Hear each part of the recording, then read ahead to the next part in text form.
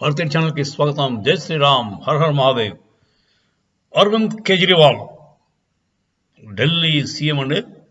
ఆయన కోర్టు అంటే డిఫమేషన్ కేసులో కోర్టుకి హాజరవ్వమని సుప్రీంకోర్టు దాకా వెళ్తే వాళ్ళు కూడా హాజరవ్వాలి తప్పదన్నారు. ఏ డిఫమేషన్ అంటే గుజరాత్లో ఒక యూనివర్సిటీ ఈ మోదీ గారికి ఫేక్ డిగ్రీ ఇచ్చిందని చెప్పి అతను అన్నాడు.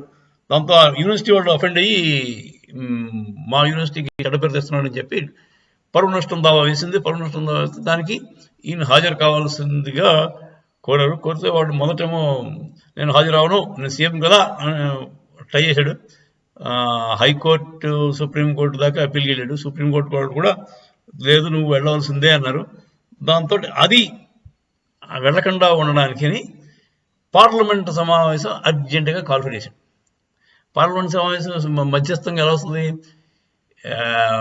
నో కాన్ఫిడెన్స్ మోషన్లో వస్తుంది. నో కాన్ఫిడెన్స్ ఈ చేసేవని ఏదో చిల్లర పనులు బాబుడు. ఇప్పుడు 70 సీట్లు ఢిల్లీలో ఎమ్మెల్యే సీట్లు, దాంట్లో 60 సీట్లు వీడివే ఆమ్ ఆద్మీ పార్టీ. 60 సీట్లు పడితే నో కాన్ఫిడెన్స్ ఎవడేస్తాడు దాంట్లో వాడి మీద? వాళ్ళ చేత నో కాన్ఫిడెన్స్ నేర్చుకున్నాడు. ఆ నో కాన్ఫిడెన్స్ నేర్చుకుని మళ్ళీ ఓట్లన్నీ 60 మంది కూడా వీడికి వేస్తారు. దాంతో నో కాన్ఫిడెన్స్ పోతుంది.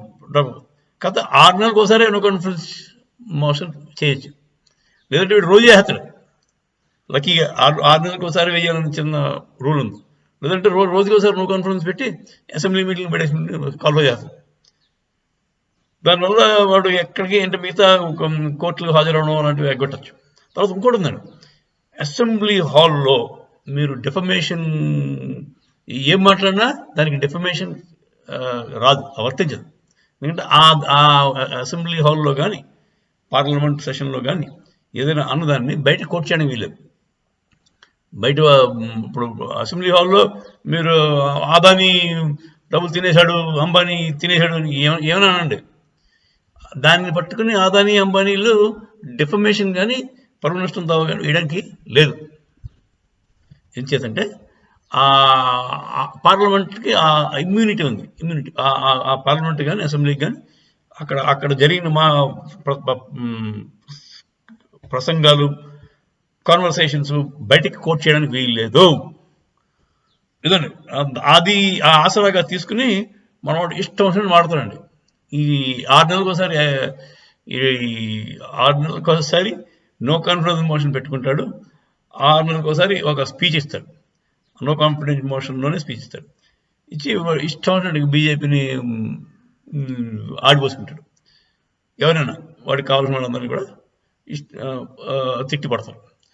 ఎందుకంటే వాడికి ఆ ధైర్యం ఏంటంటే దాంట్లో డిఫమేషన్ సూట్ వేయడానికి అవ్వదు, పరువు నష్టం దావా వేయడానికి అవ్వదు. అదండి. సో ఈ మొన్న ఏం చేయాడంటే నిన్న కాక మొన్న ఇదే ప్రాసెస్లో ఆ కోర్టుకి హాజరవకుండా ఉండడానికి నో కాన్ఫిడెన్స్ మోషన్ పెట్టించుకున్నాడు.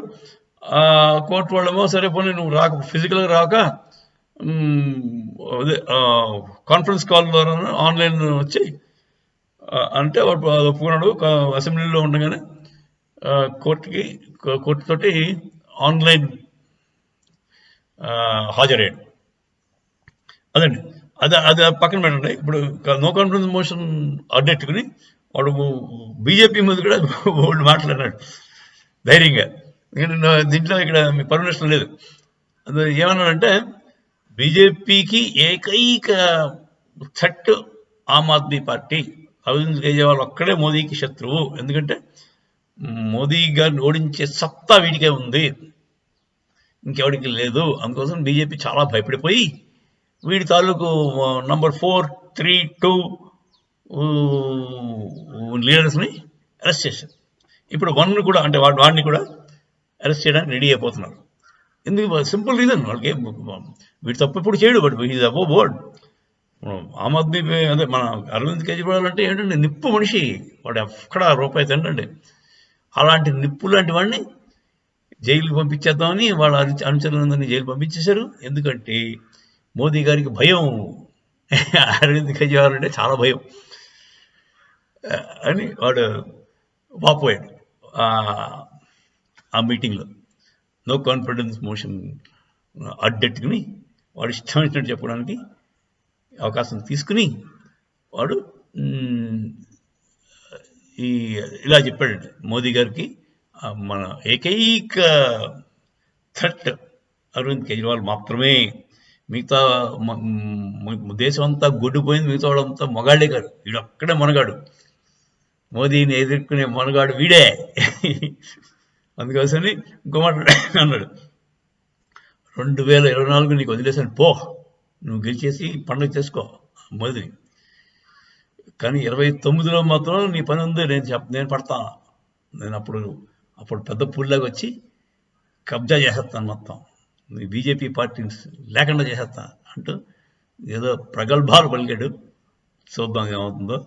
ఈ పెద్ద జోకర్లాగా తయారవుతున్నాడు. వాడు వచ్చిందే అవినీతిని అరికెడతానని చెప్పి, చీపురు కట్ట అంటే చీపురు అవినీతిని తుడిచేయడానికి, అలాంటి చీపురు కట్టెట్టుకుని వీడు చాలా అంటే పెద్ద జోకర్ అయిపోతున్నాడు వీడు. Is become big joke. Political సినారియోలో రాహుల్ గాంధీ తర్వాత వీడే ఇంకొక పెద్ద జోకర్. జై శ్రీరామ్.